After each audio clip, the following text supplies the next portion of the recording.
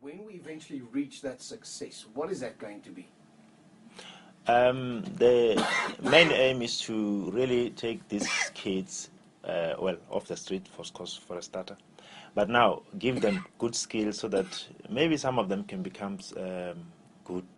They make life out of cycling. Some of them can really make a good living out of cycling because they are talented. Yes. How many kids are there? Are they interested in cycling?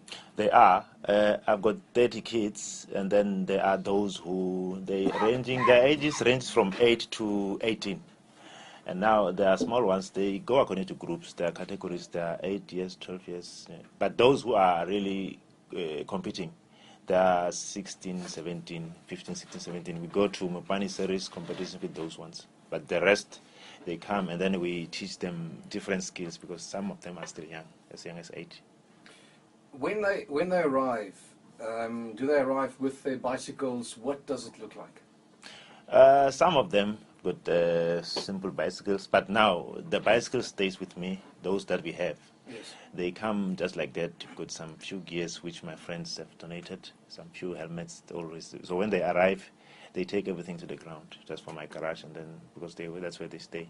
And then we start with our meetings and then skills training around the ground, and then sometimes we go up the mountains because Bushbuckridge has got some few mountains that yes. good for mountain biking.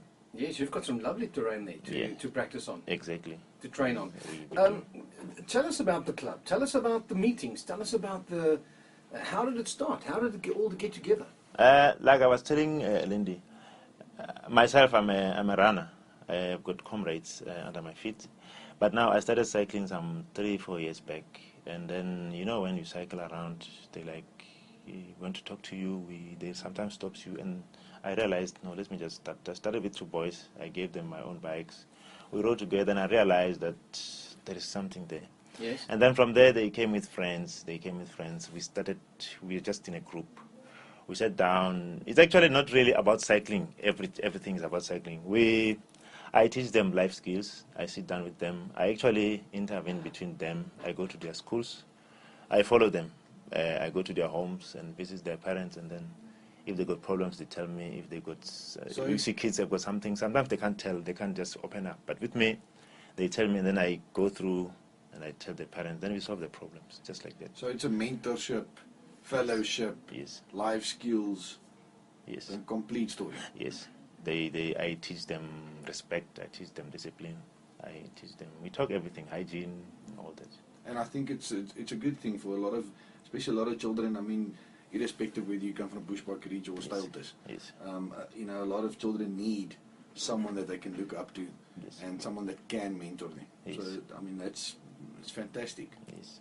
Do you have a on and an off season, or is this what you do? You get these kids together, you train, and then when the races come, you participate? It's it's all year. Because I'm staying in Bush full time, I work there. My family is there. So once a week, we meet during the week once, and then afternoons, like weekends, we meet. After Sunday afternoon, we meet. And then normally, if there's a race, we attend it on Saturday, and then when we come back, every Sunday afternoon, we meet. You have to be there. And then I take them out. Sometimes we don't train, we just sit. We just sit and talk. Yes. Where they will tell you all about things that they can't say at home. Yes. So I stay with those things, and then I take them back to their parents, and they say, there's a problem here and there. And then sometimes there's an academic one. I follow them to their schools, like I said.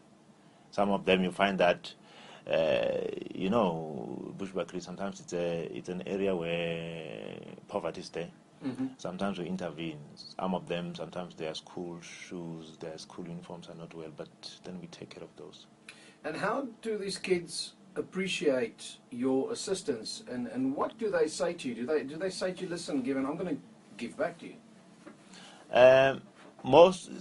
Especially those who are racing, they normally tell me that one day we will reward you. You will see us somewhere, and they always want to make me happy. Yes. Because I pop up anytime. I go to their places. I go to schools, especially schools, and I ask the particular teachers on how they. And some of them have really improved in their academic and hygienically. they are now not in the same way that they came when they joined the club, because everybody wants to be tops there. Yeah. Yeah. So they've got somebody to look up to in yourself. And they've developed a sense of self-worth as well, because they're achieving something. Because you said they do quite well in the races as well. They're actually achieving good positions. Exactly. They actually compete. We have started Mopani series, Yes. which started in February this year. Two of my boys are leading their categories. They're just going to collect their prizes in the last race in October. Yeah, so they are quite good. It's only that, with mountain bike, you need skills. Yes. Yeah. So Tell us about your challenges. We talk about life skills here now, but with pertaining towards the club, because we are doing a fundraiser here, we are going to ask people to pledge money towards the club as a joint effort to get people to support you. But tell us about those challenges. I hear that there's money needed for a trailer, entry fees. Tell us about those. like now, I'm using my money, my family money, for all these things. I came here with my petrol. So we really need something to carry our bikes. We need something to carry the bikes. We need a car to take us there and there. We need to attend races. During training, we need something to... I normally follow them when they go to the mountains. So Yes. we need help on that. Also, the bicycles, they need services. And we also need good bicycles, because those that we have, some of them have been given to me by some few friends. And yeah, so we really need help on that one. Why are you doing this?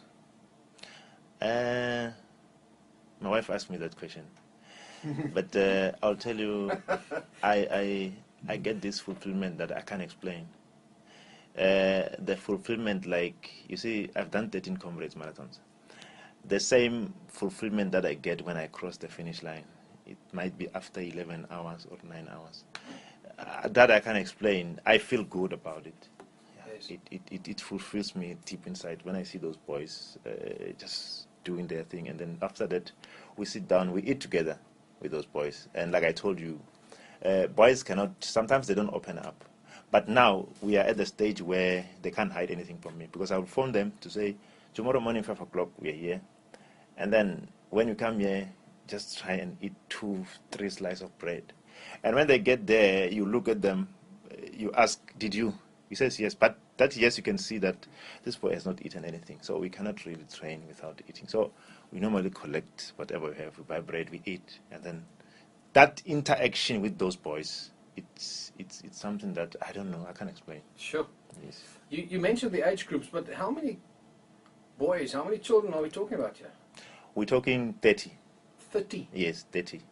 Yes, because like I was telling Lindy, but those who attend races are few. They're like 5, 6. But amongst them, you find that Mopani, we've been attending Mopani with 4 boys. So they compete. So the competitions during the week, during the trainings, there are times where we record.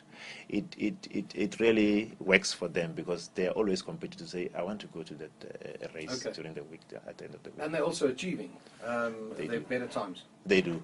Okay. They always do. Varant, let's talk from a Vodacom standpoint, and who are all involved. These almost, sorry, got to keep this in English. Who are all involved with this initiative to raise funds for the cycling? So it's us, Vodacom, Ipahalo, I think Seasons. Ford is also Ford, involved, Ford and is before involved. Ford is involved, they Sorry, I had to assisting get us with Lindy getting a to call in vehicle. there. Because that is our main focus at this point. The get a first step car. in the fundraising Yeah. is to get a car that they can transport the cyclists. So Ford Numbi has been quite instrumental in assisting us there. And what's the aim here? The aim is To raise what? we need enough money to buy a vehicle. Do we have a goal? We do have a goal. We would need at least 100,000. And then after that, the next step is to get cycling gear. Like Evan was saying, they need new bicycles. It's quite amazing to see the guys are achieving the positions that they are in. With all respect, very old, dilapidated bicycles, and you see the guys in their latest bikes, and they're doing well. But these guys from Bushbuckridge are really, really driven. So we really do want to support them and just take them one step Pardon the forward. pun, they're really driven. They need to be driven. they That's need why to we be need driven, the fundraiser. Yes. Robin, from our side, thank you, Lindy, for bailing me out there because I honestly didn't know. But okay, so all of the guys that are involved, I think at the end of the day, Vodacom will match any amount donated, like we mentioned before, donated or pledged up to the amount of 50,000 rand. We will match that. And at the end of the day, it's not about